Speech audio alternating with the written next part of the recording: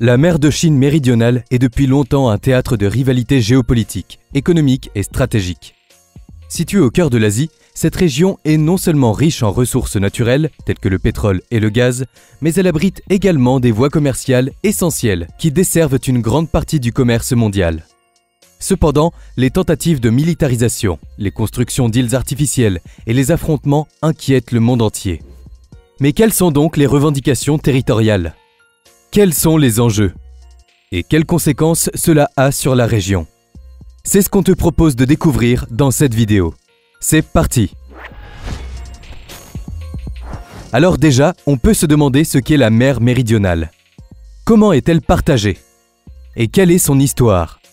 Aussi appelée mer de Chine du Sud, c'est une mer bordière de l'océan Pacifique qui couvre une superficie d'environ 3 500 000 km². Elle est située entre plusieurs pays, à savoir la Chine, Taïwan, la Malaisie, Singapour, le Vietnam, les Philippines, le Brunei et l'Indonésie. Il faut savoir qu'elle est d'une grande importance stratégique et économique. En effet, elle est le principal lien maritime entre les océans Pacifique et Indien, ce qui lui confère une énorme valeur commerciale.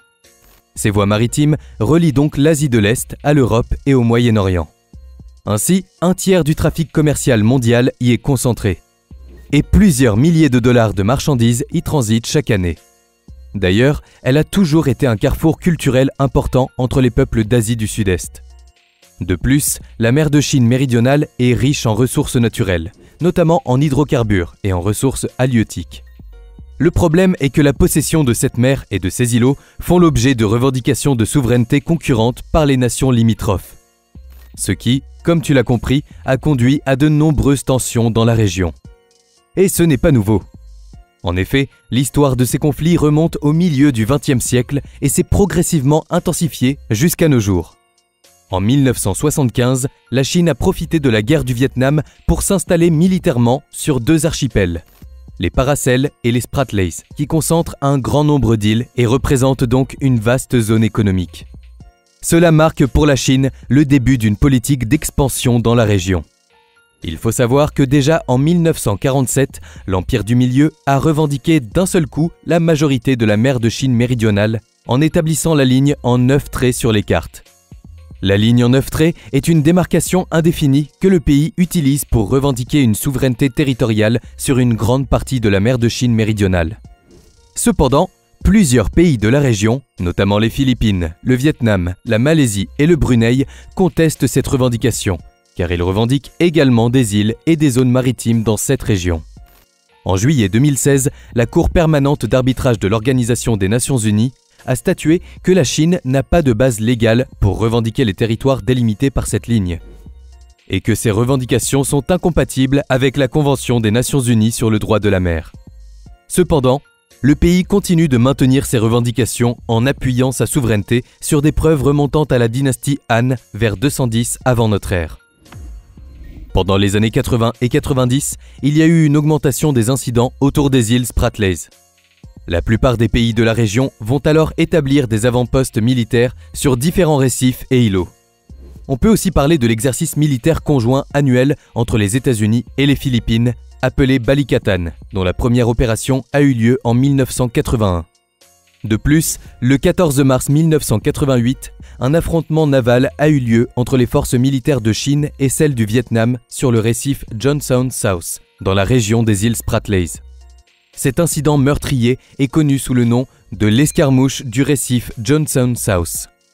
Les pays de l'ASEAN, qui comprennent l'Indonésie, la Malaisie, les Philippines, Singapour, la Thaïlande, le Brunei, le Vietnam, le Laos, le Cambodge et la Birmanie, vont alors chercher à favoriser le dialogue face à l'escalade des tensions. L'ASEAN, qui veut dire Association des Nations de l'Asie du Sud-Est, est une organisation politique, économique et culturelle créée en 1967.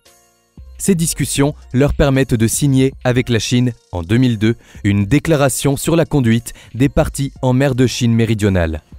Cet accord est non contraignant, visant à prévenir les conflits. Cependant, cela n'a pas suffi à empêcher la poursuite des frictions.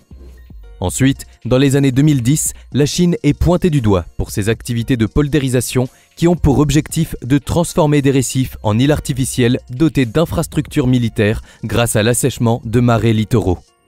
Sur ces dernières, le pays déploie aéroports, troupes ou encore zones de lancement de missiles afin de renforcer ses revendications sur toute la zone. En 2012, la Chine prend le contrôle de l'atoll de Scarborough, qui est revendiqué par les Philippines. Cela a suscité l'inquiétude des pays riverains et des États-Unis qui ont renforcé leur présence militaire dans la région. Ensuite, comme dit précédemment, en 2016, la Cour permanente d'arbitrage de La Haye a rendu une décision historique, rejetant les revendications chinoises.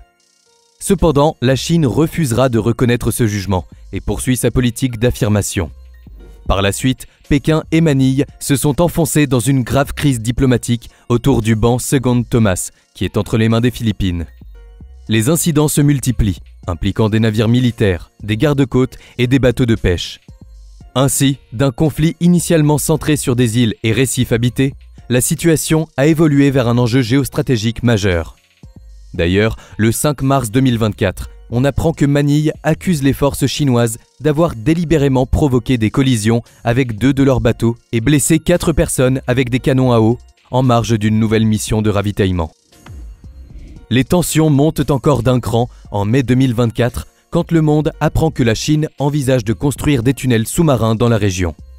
Ces tunnels pourraient servir à abriter des soldats et des armes tout en offrant une protection contre les catastrophes naturelles et les frappes ennemies. Il faut savoir qu'à l'heure actuelle, les forces chinoises sont confrontées à de nombreux problèmes, comme la surpopulation de ces atolls. En effet, Pékin a dû ralentir leur agrandissement depuis quelques années, face aux tensions grandissantes avec ses voisins. Cependant, une équipe de scientifiques de l'Ocean University of China propose comme solution d'agrandir les principales îles à l'aide de tunnels sous-marins. Comme tu t'en doutes, ces projets de construction font partie des efforts de la Chine pour renforcer sa présence et étendre son influence en mer de Chine méridionale. D'ailleurs, cela pourrait potentiellement modifier l'équilibre des forces dans la région et donner à la Chine un avantage significatif sur ses rivaux. Mais ce projet soulève de nombreuses questions juridiques et diplomatiques. La construction de telles infrastructures militaires dans des eaux contestées serait probablement perçue comme une provocation majeure par les autres pays riverains et les États-Unis. De plus, l'impact environnemental de tels travaux serait considérable dans une zone qui abrite des écosystèmes marins fragiles, déjà menacés par la construction d'îles artificielles. Ce nouveau projet pourrait donc causer des dommages irréversibles à la biodiversité marine. L'objectif est de créer de l'espace sur 3 îles, à savoir Mischief, Fiery Cross et Subi, qui sont des points de défense stratégiques contre les bases américaines aux Philippines. Pourtant, le sable sous ces îles artificielles complique toute excavation qui pourrait provoquer un effondrement de tout tunnel. Cependant, les chercheurs chinois ont l'idée d'injecter dans le sol de la boue combinée à des particules fines de ciment, qui va remplir les creux dans les grains de sable de corail avant de se solidifier grâce au ciment. Selon des tests en laboratoire effectués, cette matière permet de construire des tunnels sans que l'eau de mer ne s'infiltre. Ainsi, il serait possible de construire des tunnels sur plusieurs étages, permettant par exemple de créer un espace de vie sur un étage et un stockage d'armement sur un autre. Ces tunnels pourraient également protéger les soldats et matériels des aléas climatiques tels que les nombreux typhons touchant la région. L'équipe de chercheurs explique au journal Géo. Toutes sortes d'équipements et d'installations sont confrontés à des températures élevées, à une forte humidité, à un brouillard salin important et à de fortes radiations ultraviolettes. Les problèmes de corrosion sont importants et la capacité de soutien logistique est fortement dégradée.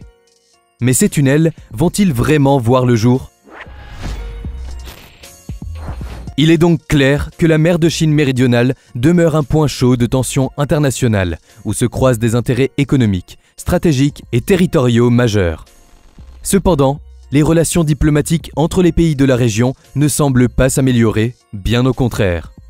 On peut alors se demander si une guerre risque d'éclater dans la région.